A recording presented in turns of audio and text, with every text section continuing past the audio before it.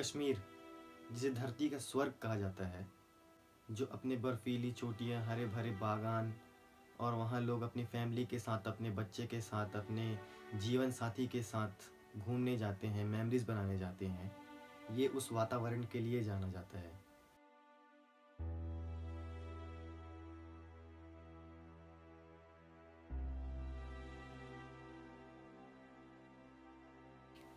लेकिन 22 अप्रैल 2025 को कश्मीर के पहलगाम क्षेत्र के बैसारन घाटी में एक ऐसी घटना घटी जिसने इस स्वर्ग को भी दहशत में डाल दिया।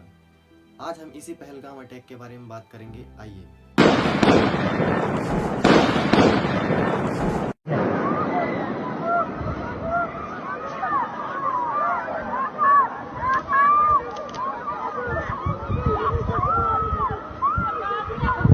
इस हमले में करीब 26 लोग मारे गए, जिनमें से एक नेपाली भी था। मरने वाले में से एक मंजूनाथ राव जी भी थे, जिनकी वाइफ पल्लवी जी ने कुछ ऐसा कहा जो आप इस ऑडियो में सुन सकते हैं। जिस बंदे ने मेरे पति को मारा ना, वो वही जा रहा था। मैंने उसे बोला मुझे भी मारो, तूने मेरे पति को मारा। मेरे सन में भी बोला, तो उसने हमें नहीं मारा, उसने बोला मोदी को बोलो। इनमें से एक और थे, विनय नारवाल। विनय नारवाल भारतीय नौसेना के 26 वर्षीय अधिकारी थे, जो अपनी पत्नी हिमांशी के साथ कश्मीर में हनीमून मनाने आए थे। वो अपनी शादी के केवल 6 दिन बाद ही कश्मीर की घाटियों में आनंद ले रहे थे और तभी आतंकवादियों ने उन्हें गोली मार दिया। विनय नारवाल की वाइफ हिमांशी ने बताया कि जब वे दोनों भेलपुरी खा रहे थे, तभी एक अचानक से आदमी आता है, उनके पास आता है और पूछता है कि शायद ये मुसलमान नहीं है। विनय नारवाल जी को बोलता है कि शायद ये मुसलमान नहीं है और उसे गोली मार देता है। यहाँ पर थी, क्या बोलते, भेलपुरी खा रही थी, मेरा पति साइड में था, एक इंसान है, उसने उसको गोली मार दी। यहाँ पे उसने बोला कि शायद मुस्लिम नहीं है, उसने उसको गोली मार दी। आतंकवादियों ने मारे गए लोगों को उनके धर्म के आधार पर पहचान करके मर्दों को औरतों और बच्चों से अलग किया, उनके कपड़े उतरवाए और उनकी मजहबी पहचान की गई, और जो हिंदू था उसे गोली मार दिया गया। ये जो पूरा घटना है, ये धार्मिक और आतंकवादियों के घिनौने मानसिकता को दिखाता है। इस हमले में शामिल आतंकवादियों ने भारतीय और विदेशी टूरिस्ट के ऊपर हमला किया। शुरू में इसके पाकिस्तान में स्थित आतंकी समूह लश्कर-ए-तैयबा के shadow group the resistance of front TRF ने इस हमले की जिम्मेदारी ली है। हमले के बाद भारतीय सुरक्षा बल ने 3 पाकिस्तानी आतंकवादियों के स्केच जारी किए हैं, जो इस हमले में शामिल थे। इन आतंकवादियों के चेहरे खुफिया एजेंसी के द्वारा जारी किए गए हैं, ताकि इन चेहरों को जल्द से जल्द पकड़ा जा सके। इस हमले में करीब 26 लोग मारे गए और 20 से ज्यादा लोग घायल हुए, जिनमें से मरने वालों की संख्या में से ज्यादा लोग भारत के ही लोग थे।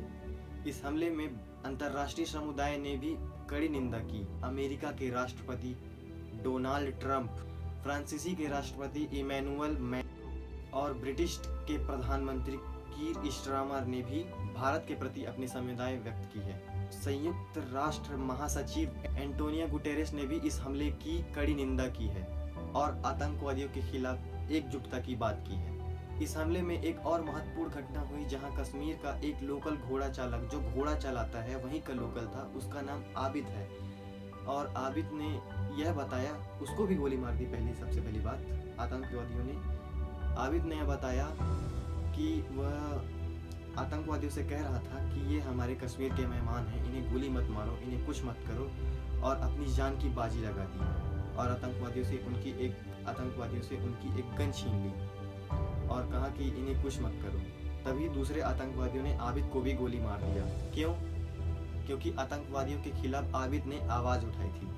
हमले के बाद राष्ट्रीय जांच एजेंसी ने इस मामले पर जांच शुरू की है। भारतीय खुफिया एजेंसी इस हमले के पीछे छुपे पर्दे को फाश करने के लिए एकजुट होकर काम कर रही है। सिंधु जल समझौता यहाँ पे एक सबसे बड़ा पॉइंट है। भारत ने भारत से जाने वाली नदियाँ, पाकिस्तान जाने वाली नदियाँ को, जितने भी नदियाँ जाती हैं उन पर रोक लगाया है। यह सबसे बड़ा कदम उठाया भारत सरकार ने, और अब शायद उन पानी को खोल भी दिया है। इससे पहले उन्हें बंद किया गया था, जिनमें से सिंधु, चेनाब और झेलम नदियाँ जैसी नदियाँ शामिल हैं, जिनका पानी रोका गया था। अब शायद किसी नदी का पानी खोल दिया गया है। सरकार ने इन नदियों के पानी को रोकने का योजना बनाया ताकि पाकिस्तान जैसे देशों का जल संसाधन सीमित किया जा सके। इससे पाकिस्तान पर दबाव बनेगा और आतंकवादियों में रोक लगाने में मदद मिलेगी। इनमें से एक और भी महत्वपूर्ण पॉइंट है जहां अटारी बॉर्डर को इमीडिएटली बंद किया गया। भारत में पिछले 5 साल में आतंकवादियों का हमला बढ़ते ही आ रहा है और अब 2025 पहलगाम। क्या हो रहा है ये? भारत सरकार ने आतंकवादियों के खिलाफ एक कड़ी कार्रवाई की योजना बनाई है, जिनमें आतंकवादियों के घरों को नष्ट किया गया और उनके खिलाफ एक सैन्य कार्रवाई जारी की गई। पहलगाम अटैक के बाद भारत को दुनिया भर से समर्थन मिल रहा है। संयुक्त राष्ट्र परिषद ने भी इस हमले की निंदा की और आतंकवादियों को न्याय के कटघरे में लाने की बात की। दोस्तों, कश्मीर में हुए इस पहलगाम अटैक में आतंकवादियों ने यह सिद्ध कर दिया है कि उनका कोई धर्म नहीं होता है। यह हमला न केवल कश्मीरियों के लिए था, बल्कि ये पूरे देश के लिए एक चेतावनी थी कि हमें एकजुट होकर आतंकवाद के खिलाफ संघर्ष करना होगा और कश्मीर, पहलगाम और वैशारन घाटी को फिर से शांति का प्रतीक बनाना होगा। जय हिंद। मिलते हैं अगले वीडियो पर।